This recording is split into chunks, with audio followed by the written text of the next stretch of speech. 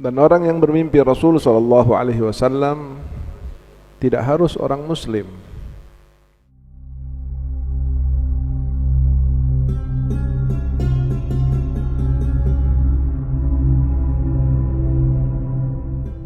Salah satu salawat yang mujarrab untuk memberikan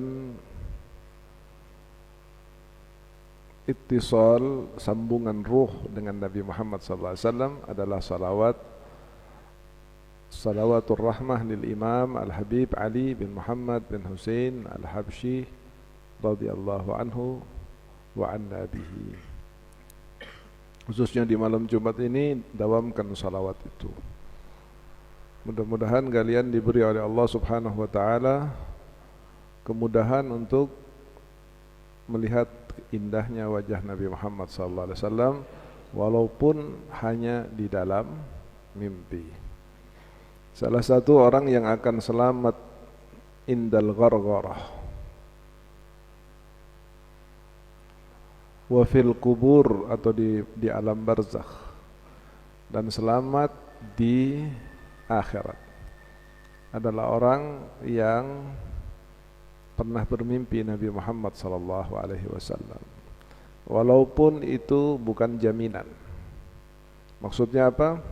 Maksudnya bermimpi Nabi Muhammad misalnya memberikan isyarah, memberikan arahan agar kita melakukan A, berhenti melakukan B, dan seterusnya. Tetapi tidak dilaksanakan, nah ini lebih berat lagi. Berarti dia sudah tidak punya mubalah kepada Rasulullah sallallahu alaihi wasallam, padahal oleh Allah Subhanahu wa taala telah ditakdirkan dia dipilih untuk Nabi Muhammad sendiri yang memberikan arahan agar dia mengerjakan A atau dia berhenti dari pekerjaan B. Dan orang yang bermimpi Rasul sallallahu alaihi wasallam tidak harus orang muslim. Pernah beberapa kejadian orang non-muslim bermimpi Rasulullah SAW. Seperti yang ada riwayat di beberapa kitab-kitab seorang Yahudi yang kedatangan salah satu dzurriyyah Rasulullah SAW dalam keadaan lapar, janda, lapar, banyak anak. Karena sudah terpaksa, takut anak-anaknya mati, maka baru Syarifah ini minta. Dan itulah akhlak dan kebiasaan keluarga Rasulullah sallallahu alaihi wasallam. Tidak minta kepada orang. Sebagaimana juga nasihatnya Al-Walid Al-Habib Qasim rahimahullahu taala kepada saya. Beliau mengatakan kita bukan keluarga peminta-minta. Kita ingin menjadi seperti apa yang ada di dalam Al-Quran, yahsabuhul jahiluna aghniya'a minat ta'affuf. Orang-orang di luar menganggap kita orang kaya dari saking tidak mau minta-minta.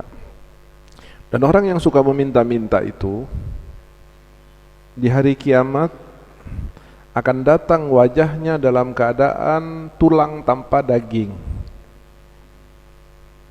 Kalau Nabinya SAW saja sudah mengingatkan agar jangan seperti ini, bagaimana orang yang mengaku cucunya lalu dia suka meminta-minta kepada orang lain.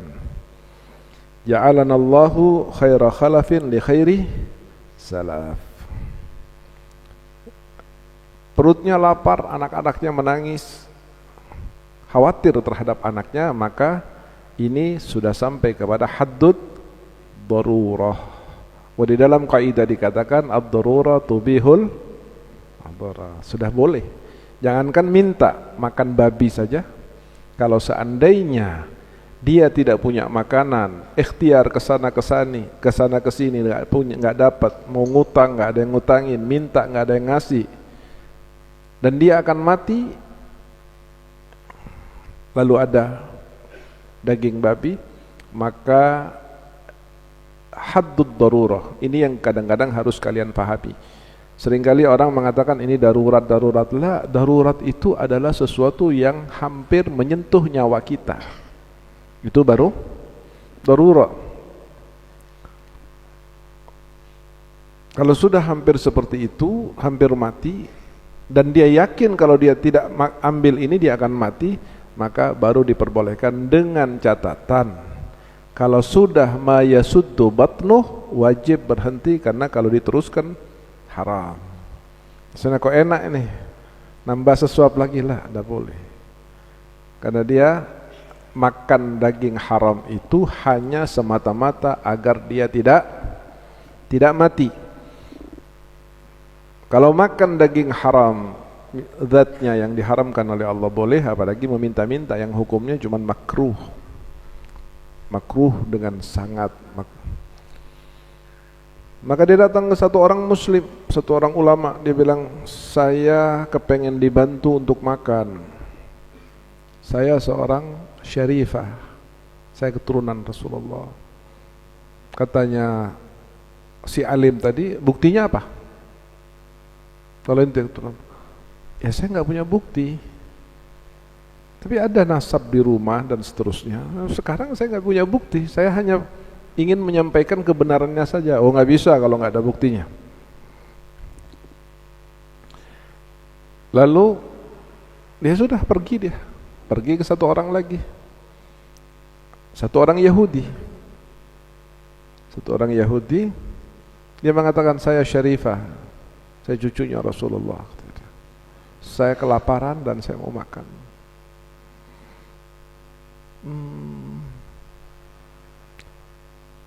Dia bilang, betul kamu syarifah?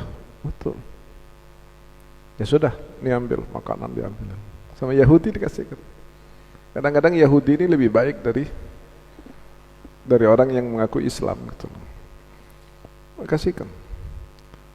Maka dia bawa makanan secukupnya, kasihkan ke anak-anaknya, dia makan. Dah. Malam itu si alim tadi bermimpi Rasul. Qamatil qiyamah, keadaan hari kiamat seakan-akan terjadi dalam mimpinya. Banyak orang yang masuk kejepit ke dalam insyigagul ard, merah apa, menakutkan sekali. Memang kejadian hari kiamat sangat menakutkan.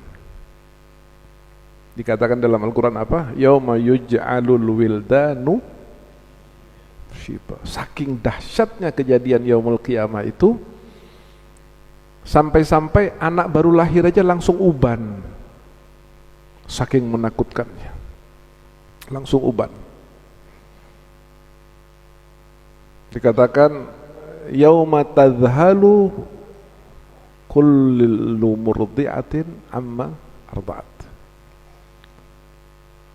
Tidak ada istilah dalam sejarah manusia ibu lupa sama bayinya, nggak ada. Kecuali saat kejadian-kejadian yang sangat menakutkan seperti itu. Sebelum kiamat pernah gempa Bantul Jogja. Ada salah satu teman saya. Ketika dia di kamar mandi, tiba-tiba terjadi guncangan gempa. Dia keluar tanpa pakai pakaian. Dia bilang sama istrinya, ayo cepat keluar. Istrinya melihat bahwa suaminya tidak pakai pakaian, tapi dia lupa terhadap pakaian itu karena takut keruntuhan dan terjadi hal-hal yang mengerikan lainnya. Di jalan ring road itu di Jogja itu sudah penuh manusia lagi jalan, lagi lari semuanya. Karena waktu itu memang dahsyat, gempa di Bantul Jogja itu kan dahsyat. Baru jalan berapa meter, tiba-tiba si ayah ngingetkan ke ibu. Dia bilang, Bu, anak kita, bayi. Lari ayahnya. Ibu tunggu sini, lari ayahnya. Masuk ke dalam rumahnya, diambil bayinya. Alhamdulillah katanya. Ngobrol sama istrinya, alhamdulillah didekap bayinya. Iya, alhamdulillah dielus-elus sama istrinya sambil jalan. Nggak jauh lagi tiba-tiba ibunya sadar. Dia bilang, Bapak yang diambil tuh guling, bukan bayi. Coba bagaimana dahsyatnya kejadian gempa. Balik lagi, baru diambil bayinya. Saya ketika mendengar cerita itu saya menangis. Saya membayangkan gempa yang hanya seperti itu. Mungkin cuma 7 skala Richter atau 7 sekian atau 8 katakanlah skala Richter. Sudah membuat orang telanjang tidak dilihat oleh siapapun, bahkan oleh pemilik kehormatannya yaitu istrinya. Setelah beberapa saat baru keinget bayinya, masuk lagi ke rumah, diambil. Bayinya diambil, digendong bareng sama orang-orang yang banyak ingin menyelamatkan diri itu. Dilus sama ibunya, guling itu. Tapi nggak sadar bahwa ini adalah guling. Baru setelah beberapa saat mereka sadar, dia bilang ini guling, balik lagi. Subhanallah. Bagaimana kalau ratusan mungkin ribuan skala Richter ketika terjadi hari kiamat? Kenapa saya katakan sampai ribuan skala Richter? Apa kata Allah dalam Al-Quran? Al-Qari'atu mal-Qari'ah wa ma adraka mal-Qari'ah yauma takunun nasu kal farashil mabthuth. Manusia kecil mungkin saja. Wa takunul jibalu kal ihnil manfush. Gunung yang ente lihat tuh, Gunung Cerme, Gunung Semeru, itu berterbangan kayak kapas. Berarti berapa ribu skala Richter getarannya. Dan pada saat itu orang alim yang mimpi ini bingung. Dia jalan, dia nyari Rasulullah SAW. Sampai ke padang mahsyar, baru bertemu dengan Rasul SAW. Dia bilang, ya Rasulullah, aku adalah umatmu. Engkau adalah umatku? Dia bilang, iya. Saya mukmin ya Rasulullah. Tolong saya ya Rasulullah. Kata Rasulullah, kamu mukmin? Iya ya Rasulullah. Buktinya mana? Yang mengatakan kepada Syarifah, saya Syarifah, saya lapar, saya butuh makan. Dia bilang, buktinya kamu Syarifah mana? Rasulullah mengatakan, buktinya mana? Terbangun dia dalam keadaan berkeringat. Nah, setelah dibilang buktinya, tiba-tiba dia lihat tetangganya yang Yahudi. Dia bilang, ya Rasulullah, saya pengen naik. Sini naik. Diselamatkan oleh Nabi. Waktu diselamatkan, kata Rasulullah, terima kasih kamu telah menolong cucu saya yang kelaparan. Bangun dia. Bangun. Pagi-pagi langsung ke rumahnya Yahudi tadi itu. Dia bilang, "Syuf ya Yahudi, berapa yang ente beri kepada kemarin perempuan yang minta-minta?" Sekian, 1 dinar. Saya ganti 1000 dinar. Kata Yahudi, tidak. Walaupun ente mau ganti 10.000 dinar, tidak saya ganti. Dan mimpi yang ente lihat tadi malam saya juga lihat. Saya lihat ente di sebelah saya ditolak oleh Nabi SAW. Dengan dipertanyakan mana buktinya?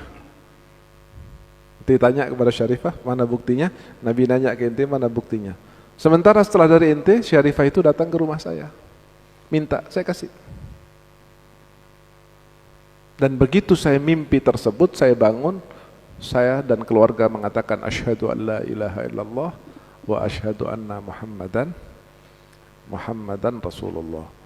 Pada saat Yahudi ini mimpi belum mukmin, belum muslim, tapi diizinkan oleh Allah untuk melihat tal'atu Sayyidina Muhammad SAW karena ada kebaikan di dalam hatinya dan Allah tahu dia akan menjadi seorang yang muslim.